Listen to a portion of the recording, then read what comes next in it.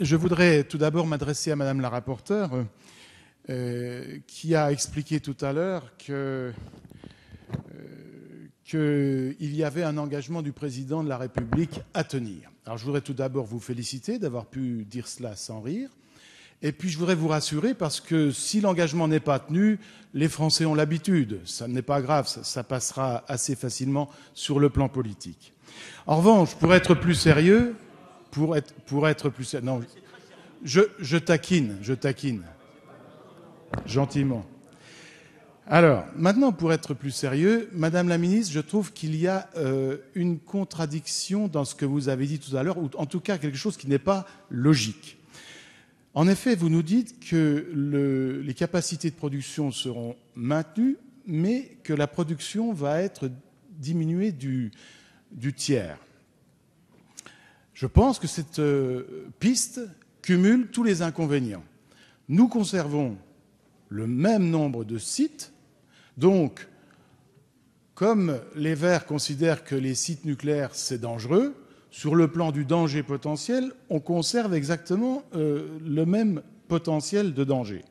En revanche, dans la mesure où on diminue la production, on augmente forcément les frais fixes, enfin on maintient les frais fixes, par rapport à une production qui est diminuée. En d'autres termes, on augmente le prix de revient du nucléaire. Cela cumule donc tous les inconvénients, à mon avis. Et la conclusion que je tire de tout cela, c'est qu'il ne faut pas rester sur cette idée que le monde d'aujourd'hui ne va pas évoluer par rapport au monde de 20 ou dans 30 ans, en particulier sur le plan des connaissances. Qu'est-ce qui vous permet de penser que le nucléaire d'aujourd'hui, notre connaissance, nos savoir-faire, sont inaméliorables?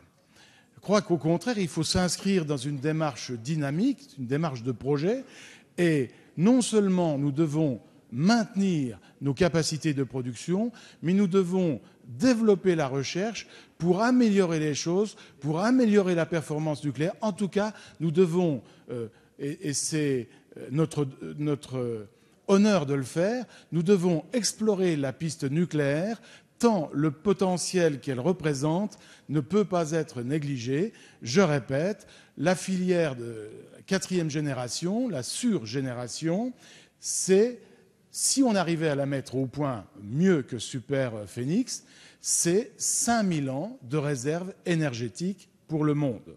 Ça n'est pas rien, ça mérite quand même une vraie réflexion.